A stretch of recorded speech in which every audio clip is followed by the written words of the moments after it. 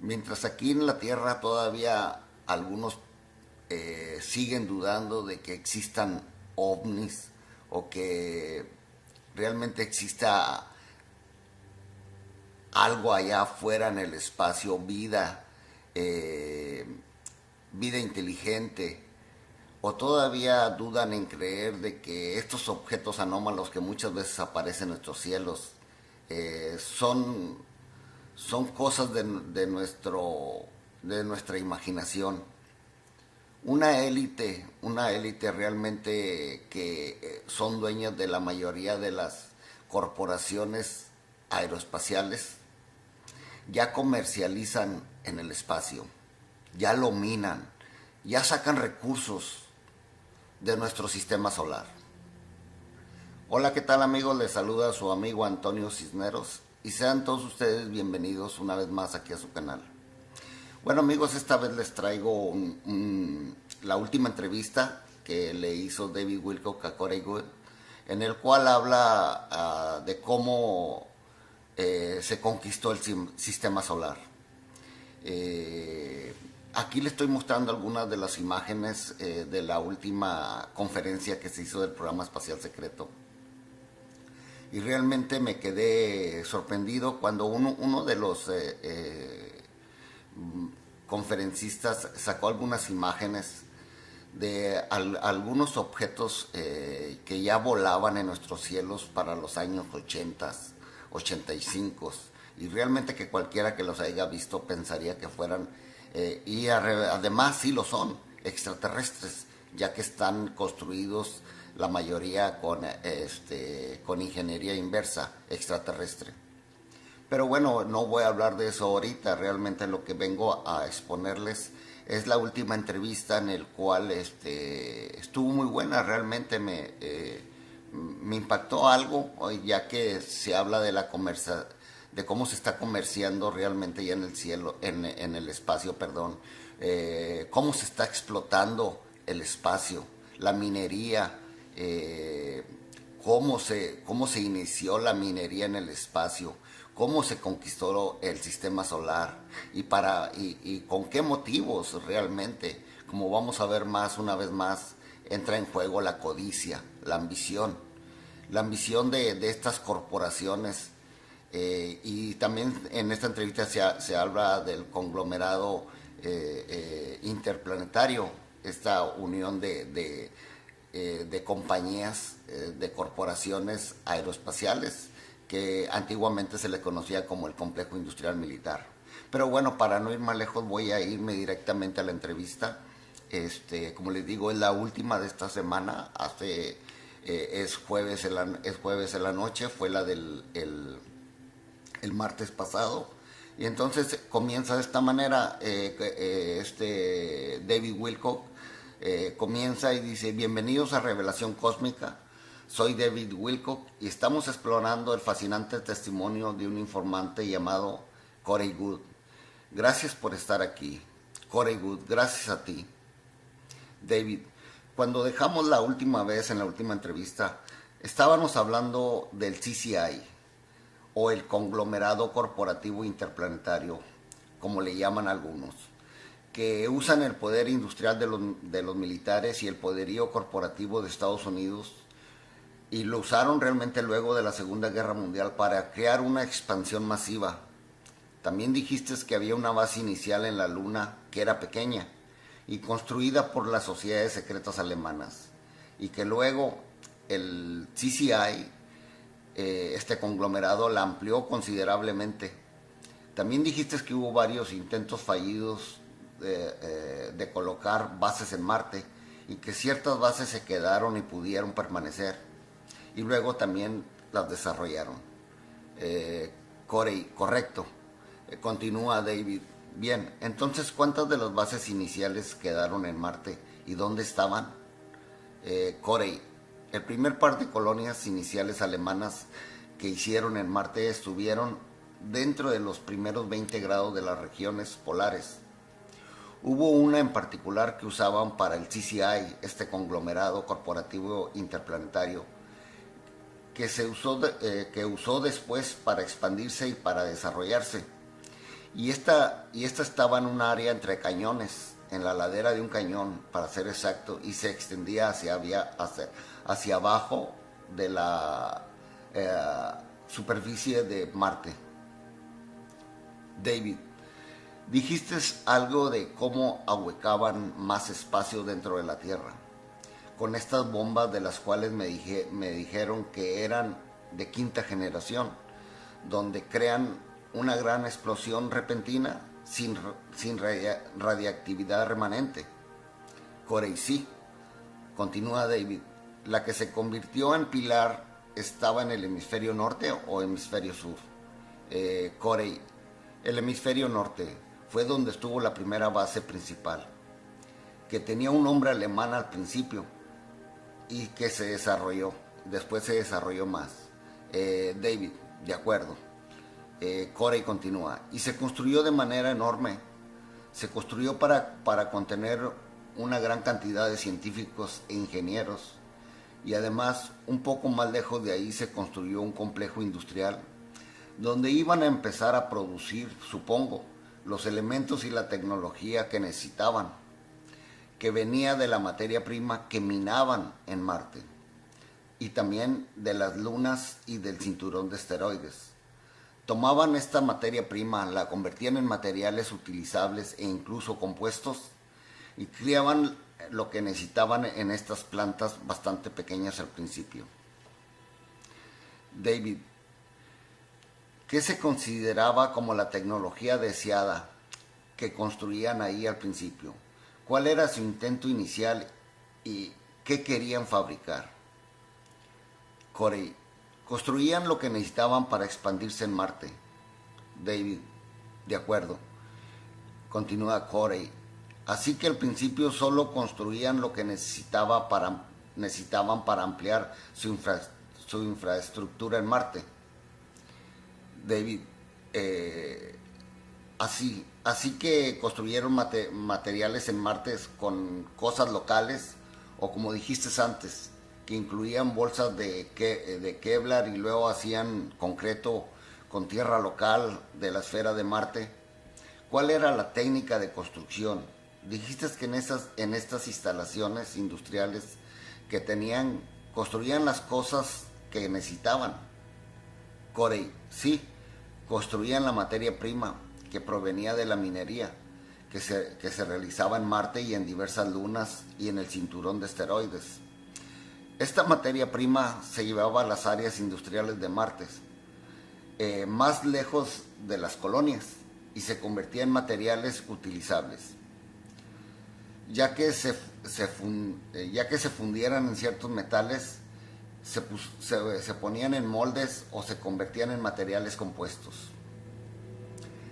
David, tocas un tema interesante porque describes que la minería no solo ocurría en la Luna o en Marte, aunque nos hemos metido en el alcance de puntos suspensivos. Supongo que había que tener construida alguna clase de instalación para minar esas lunas o asteroides o lo que fuera. Corey, algunos de estos asteroides son increíblemente enormes, donde hay equipos de 3 o 4 personas que viven en esos asteroides y manejan. Lo corta David y dice David, ¿3 o 4 personas? Continúa Corey, sí, manejan esas instalaciones mineras, que mucho se hace con robótica y remotamente, a través de máquinas de control remoto. La materia prima entonces se pone en estas grandes naves de transporte y vuela nuevamente al planeta de Marte, según la instalación a la que deba ir. Y luego la materia prima se saca de estos transportes y luego se convierte en los materiales que se necesitan.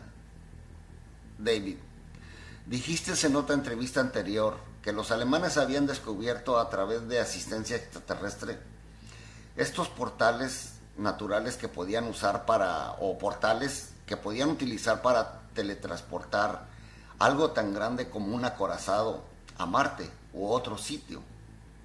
¿Tienen a su disposición tales portales naturales en estos asteroides o en las lunas? ¿O por qué tendrían que usar un transbordador? Corey, es más práctico para ellos transportar estos materiales en estas grandes naves de transporte hacia y desde el cinturón de asteroides y estas lunas a estos sitios. David, sí.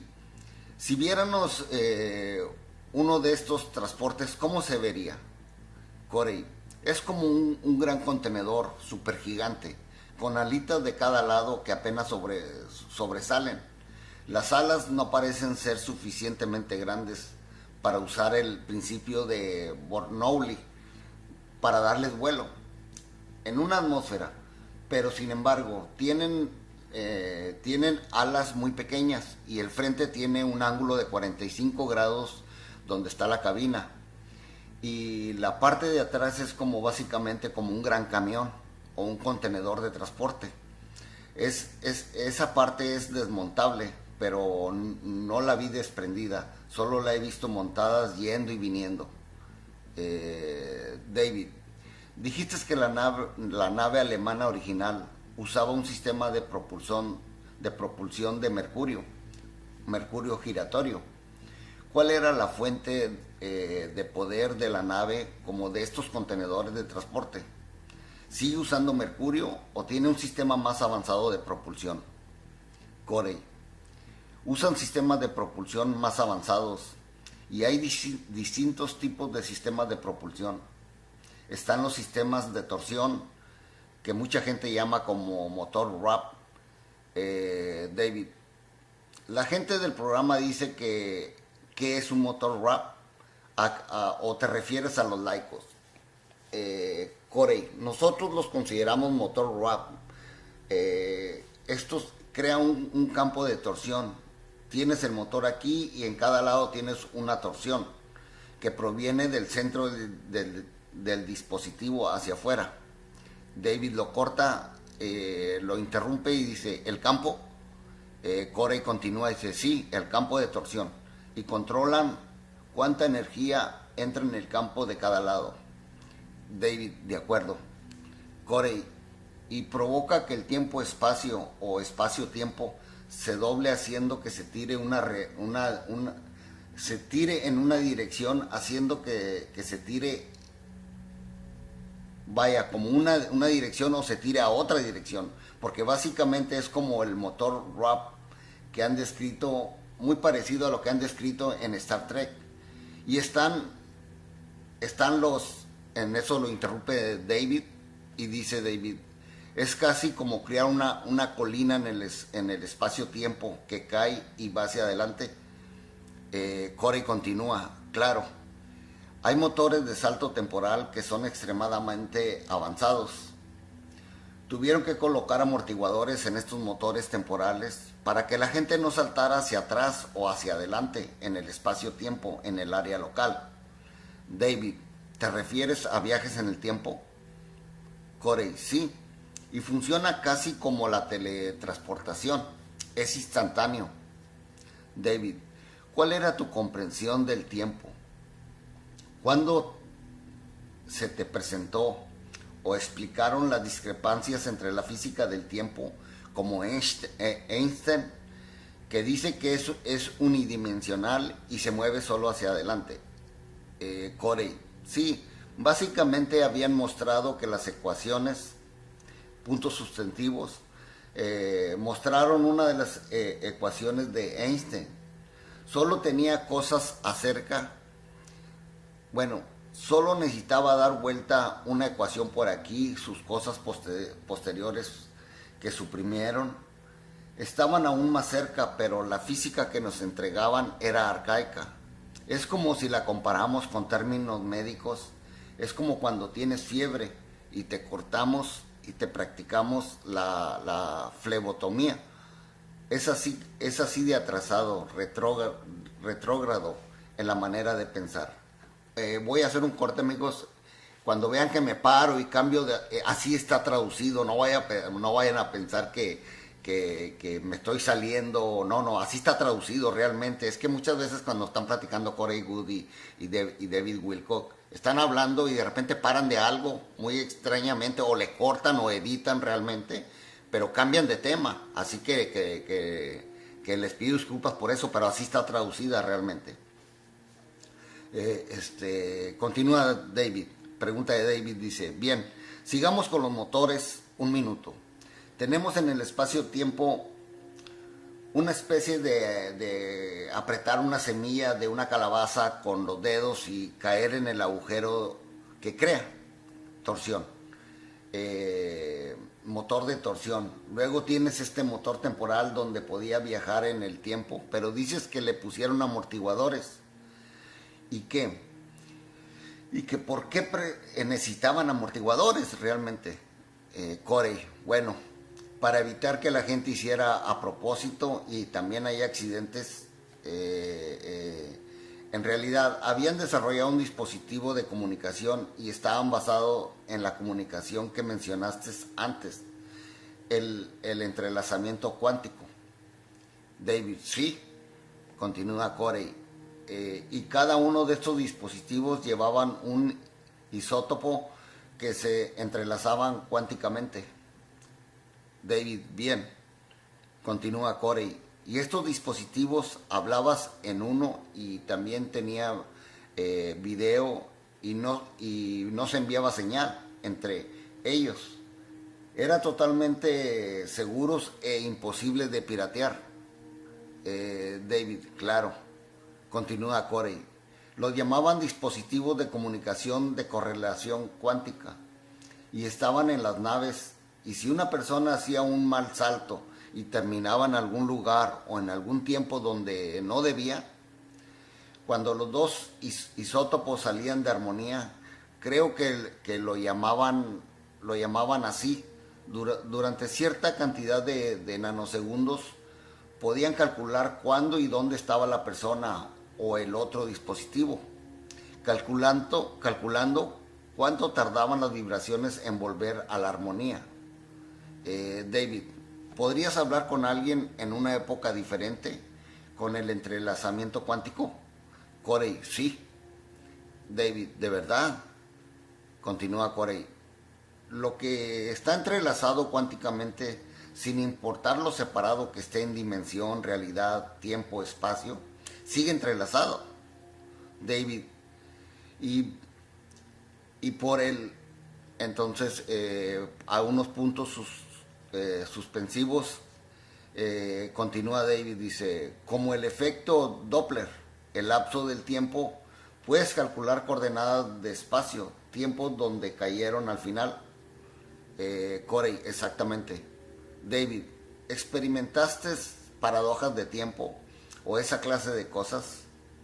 ¿Es parte de la razón por la cual no quieren que la gente vuelva?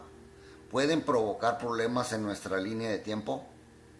Corey, hubo muchos experimentos donde la gente volvía en el tiempo y hacía experimentos y decían: creamos estas líneas de tiempo divergentes, y luego enviaban equipos para tratar de arreglarlas, y la realidad es que empeoraban las cosas mucho más.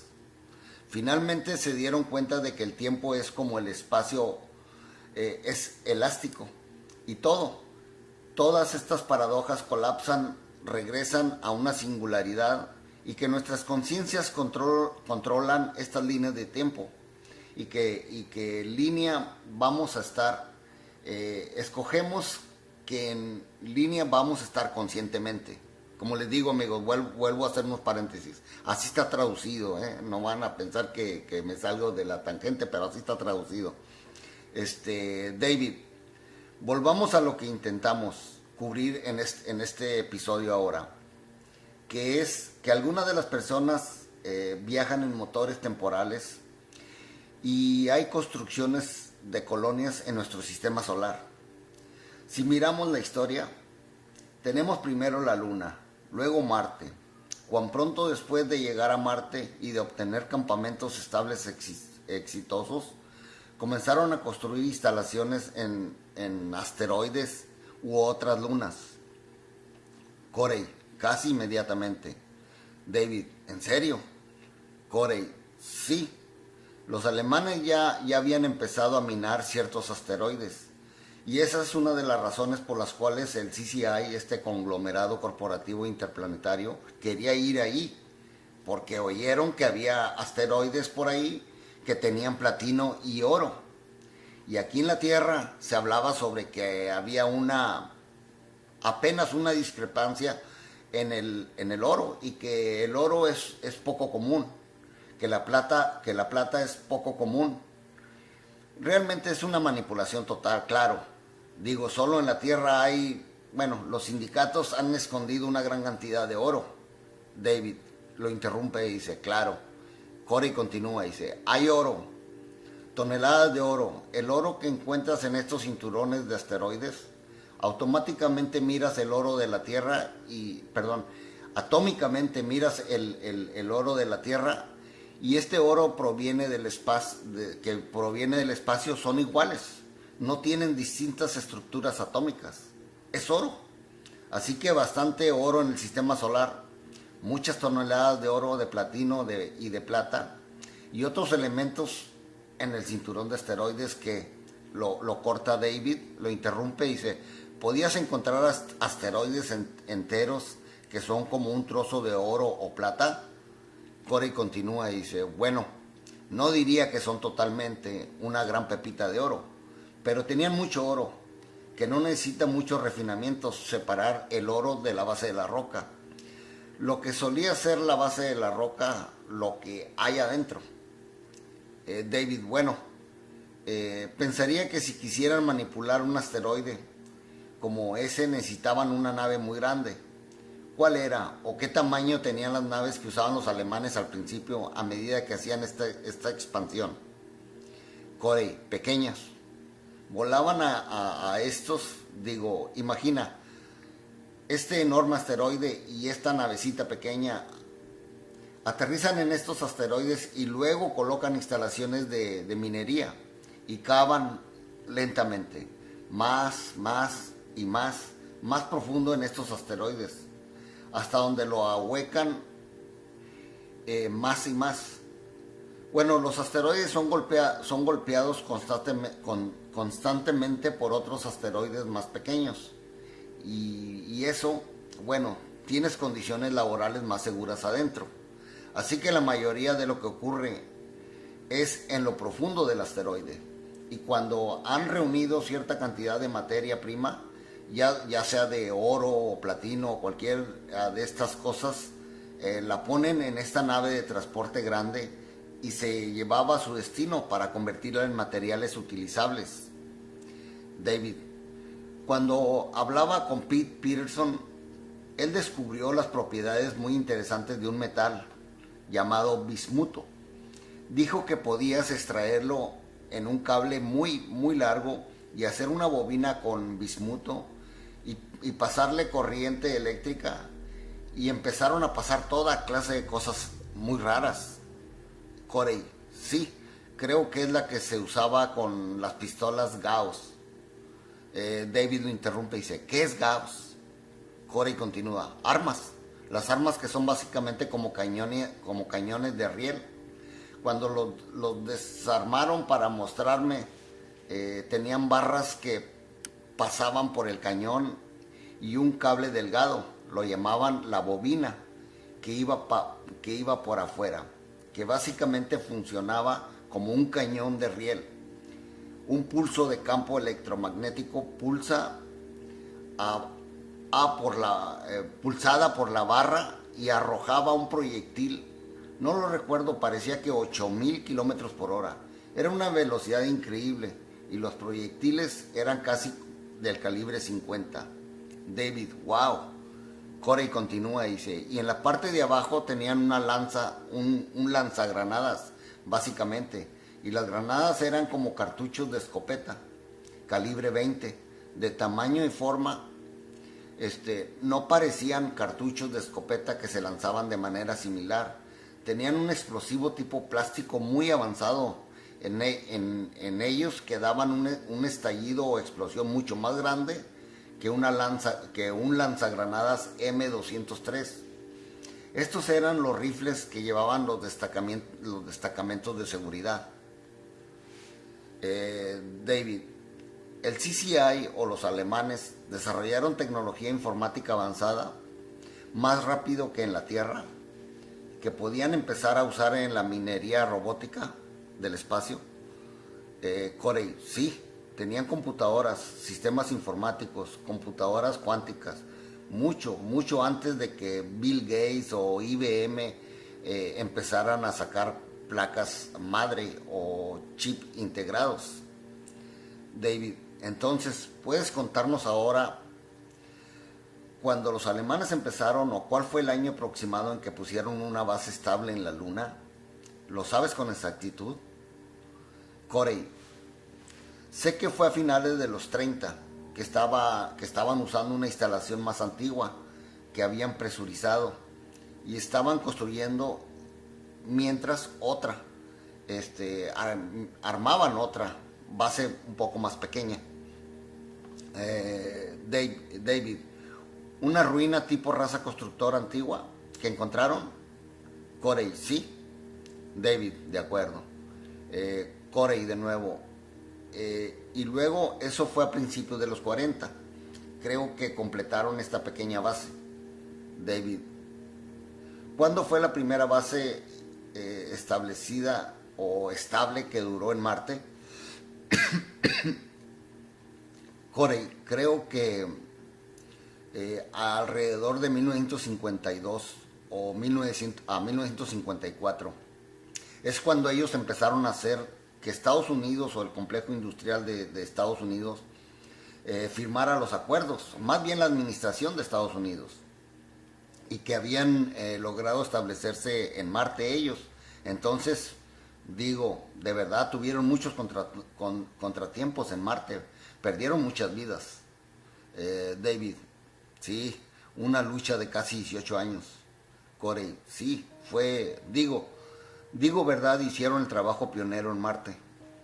David, pero tuvieron mejor éxito construyendo sitios de minería en asteroides y lunas antes de estabilizar en Marte. Corey, esto fue al mismo tiempo, cuando tuvieron un área estable que pudieron llamar propia, su propio territorio en Marte. Entonces empezaron sus operaciones mineras, y sus operaciones mineras eran más, supongo, que cuando un geólogo recorre una región grande y recorre ciertas rocas, toma muestras centrales, se da una buena idea, sabes, y luego etiqueta ciertas áreas y grillas. Creo que fue más una excavación y averiguar qué había ahí afuera.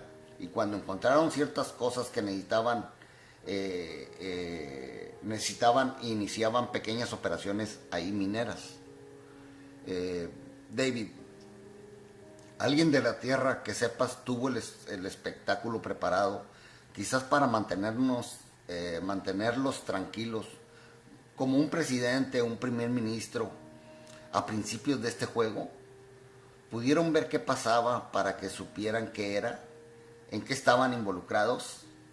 Corey, creo que Eisenhower sí. Fue el que terminó irónicamente siendo un general en la Primera Guerra Mundial.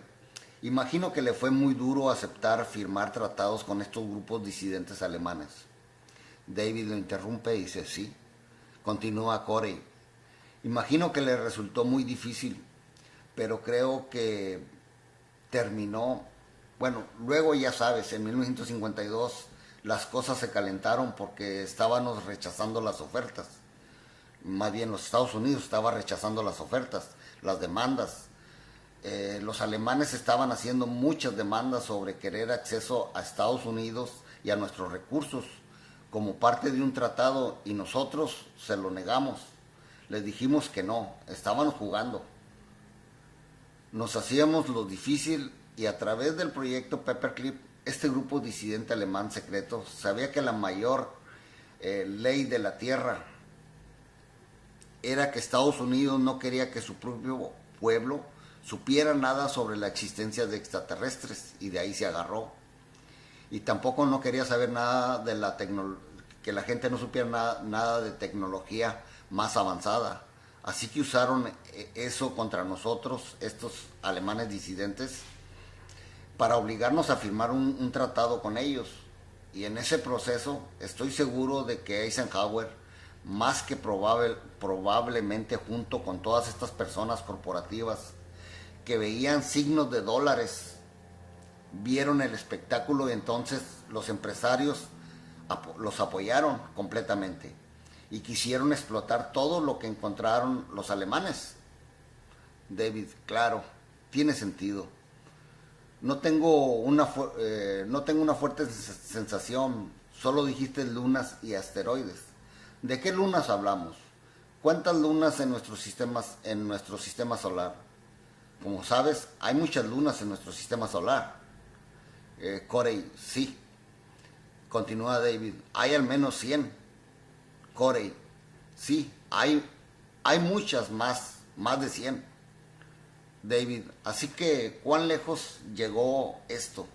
¿Y cuánto se expandió en el tiempo?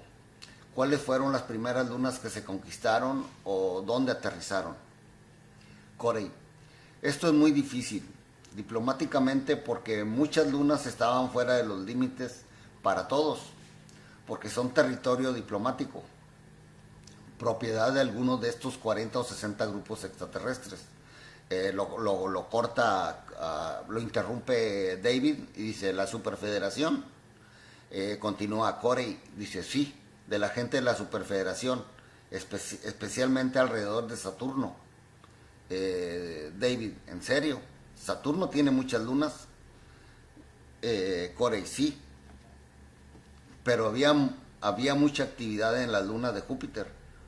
Y lo interrumpe otra vez David y dice, alemanes y la gente del CCI. Continúa Corey y dice, y Urano y también el cinturón de asteroides, pero no sé ni recuerdo ningún nombre de las lunas, ni qué elementos recursos explotaban, de qué cuerpo planetario. David, bueno, lo es una de estas raras que tiene todos estos volcanes, no sé si la has visto, y cosas así alrededor de Júpiter, y está muy cerca, está muy caliente. Una luna así es demasiado inhóspita para que ellos aterrizasen. Corey, sí, es algo a lo que no podían acceder. Se calma un poquito y continúa Corey y dice, recuerdo leer que había una luna que giraba alrededor de un gigante gaseoso que escupía una nube y escupía algún elemento que estaban recolectando del espacio desde detrás de la luna. Y sé que eso va a sonar muy ridículo, pero así pasaba. David, no, para nada es ridículo. En realidad, Corey continúa y dice, no he visto nada que diga que una luna alrededor de un gigante gaseoso escupa algo al espacio, pero lo interrumpe otra vez David y dice, bueno, en realidad yo sí. Io, como estábamos hablando, tiene volcanes muy activos que escupen una gran cantidad de partículas al espacio, que han creado un anillo que parece en realidad un platillo que cae. Cuando el platillo cae, ese como que hacía descansar, que toca el anillo con el campo gravitatorio de Júpiter. Ha habido un aumento considerable en la densidad de partículas de ese anillo desde la década de 1970, que ha seguido la NASA. Corey, ¿han hecho un análisis espectral de qué químicos salen? David, sí, y tienen cosas raras como argón, neón, helio, oxígeno y muchas cosas que pudiéramos usar. Corey, bien. David, así que tiene sentido para mí. Corey, muy bien. David, cada vez que te hago preguntas, aprendo toda clase de cosas nuevas. Esto, amigos, es realmente alucinante. Esto es revelación cósmica, porque ustedes necesitan saber. Soy David Wilcock y nos vemos en la próxima entrevista. Hasta la próxima. Bueno, amigos, como ven, en esta entrevista quiero aclarar que no sé si cortaban segmentos, la mera verdad, o sea, como que editaban, estaban hablando de algo y cambiaban a otro tema. O sea, no otro tema del mismo, pero no acababan la oración. No sé a qué se debió o sería algún problema que yo tuviera aquí, pero no, porque lo vi dos veces, así que vi dos veces la entrevista y así era realmente. Así que por favor, si ven algunas cosas que no tienen correlación, es que así estaba el video. Bueno, lo importante, amigo, es en realidad de lo que viene hablando, de la minería en el espacio. Sabemos que últimamente, por cierto, se está hablando mucho de esta ley nueva que se aprobó ahora a finales de noviembre, que ya la aprobó el presidente Obama, que tiene que ver mucho con con lo comercial en el espacio y con todo esto de la minería. Se fijan que todo eso tiene correlación. Además, qué casualidad que saliera una ley de esa forma. No tiene sentido si, como les digo, todavía no vamos a Marte, supuestamente no tenemos minería en el espacio ni nada de esto. Es muy extraño, realmente es muy extraño, y por eso lo más importante que para mí tiene esta entrevista es de lo que habla, de que realmente se está minando, que hay minería en el sistema solar, no más en Marte. Entonces es importante, creo que eso es lo más importante de esta entrevista, el núcleo realmente de lo que se habla, de que hay alguien allá afuera, como digo, mientras nosotros los seres humanos comunes como tú y como yo, andamos buscando ovnis o algunos que ni siquiera creen que existan los ovnis.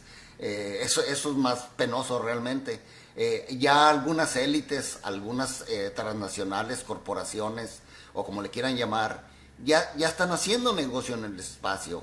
Ya realmente conquistaron el sistema solar y nos lo tienen completamente prohibido creerlo a nosotros. Nos han enseñado de que eso no pudiera suceder, aunque nos lo muestran todo el tiempo con las películas de Hollywood. Como lo muestran en Hollywood, creemos que todo eso es ciencia ficción, pero realmente créanme lo que cuando hay conferencias del programa espacial secreto, que hay gente como catedráticos de Oxford y de diferentes universidades hablando de esto, amigos, no me queda la menor duda, créanme lo que no me queda la menor duda de que el ser humano ya conquistó el espacio, ya conquistó el sistema solar, inclusive más allá de nuestro sistema solar. De que no queramos abrir nuestras mentes, eso es otra cosa. Realmente, mientras más te metes a fondo en esto, y como les dije, en el último congreso que se hizo del programa espacial secreto, fueron 3 días, 15 horas, diferentes expositores pusieron imágenes. Cuando vi esas imágenes de naves de los 80, de los 90, no me quedó la menor duda, que dije, bueno, si para ese tiempo teníamos esas naves, ¿qué no tendremos ahora en el 2015? ¿Qué no tiene este programa espacial secreto que realmente cuenta con millones y millones y millones de presupuesto negro? Bueno, amigos, eso depende de cada quien que tenga la mente abierta. Yo sigo pensando que nos han jugado el dedo en la boca, de que mientras unas personas todavía andan buscando lucecitas aquí en el cielo, haciéndonos, creyendo pensando en que podría haber seres extraterrestres. Hay personas de muy alto nivel, inclusive, como les digo, académicos, hablando de que es muy normal ver una de estas naves piloteadas por un extraterrestre y por un ser humano. Con eso los dejo. Hasta muy pronto, amigos. Se despide ustedes su amigo Antonio Cisneros. Hasta la próxima.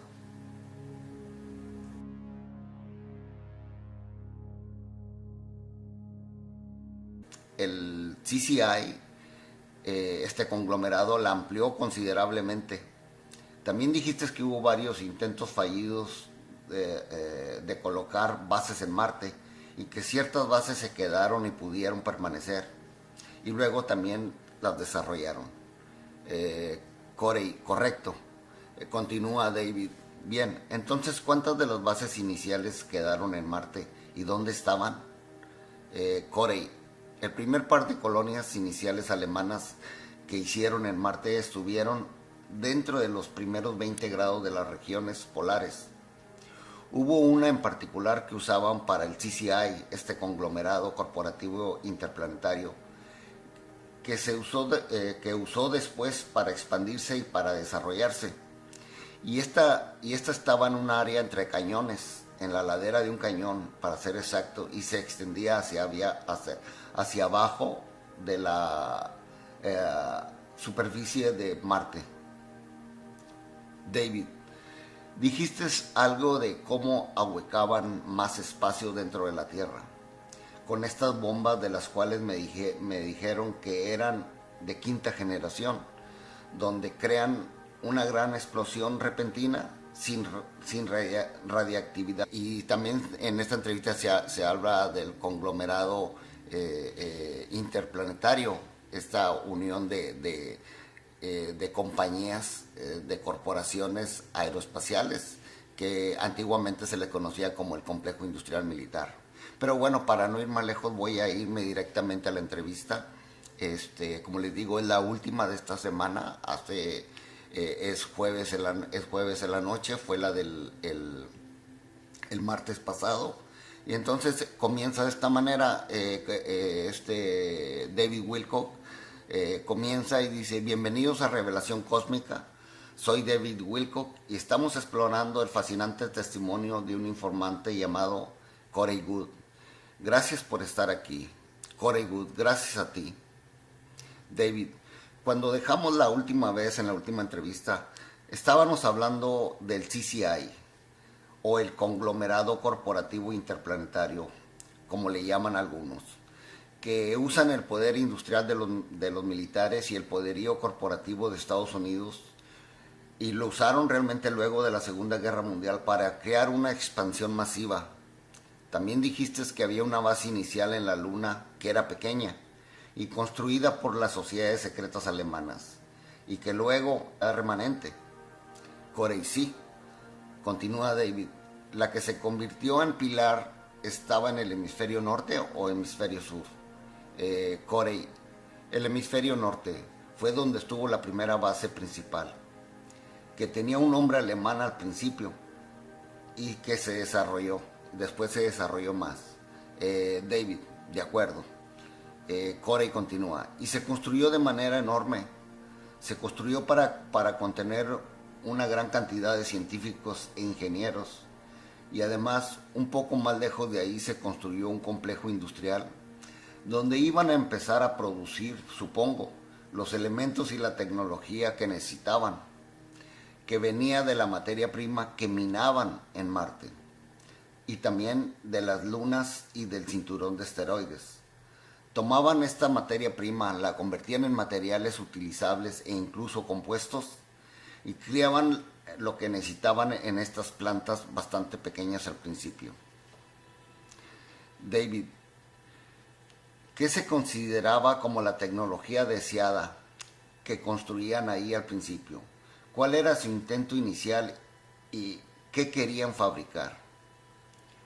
Corey, construían lo que necesitaban para expandirse en Marte. Y le estoy mostrando algunas de las imágenes de la última conferencia que se hizo del programa espacial secreto. Y realmente me quedé sorprendido cuando uno de los conferencistas sacó algunas imágenes de algunos objetos que ya volaban en nuestros cielos para los años 80, 85, y realmente que cualquiera que los haya visto pensaría que fueran, y además sí lo son, extraterrestres, ya que están construidos la mayoría con ingeniería inversa extraterrestre.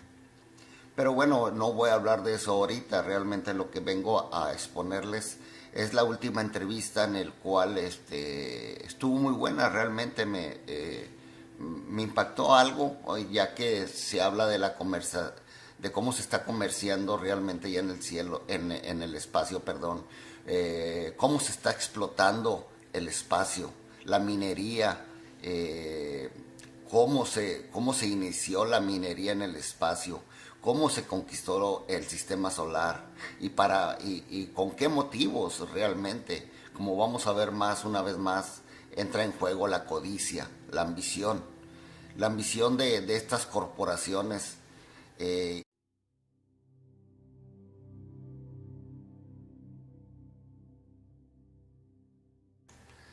Mientras aquí en la Tierra todavía algunos siguen dudando de que existan ovnis o que realmente exista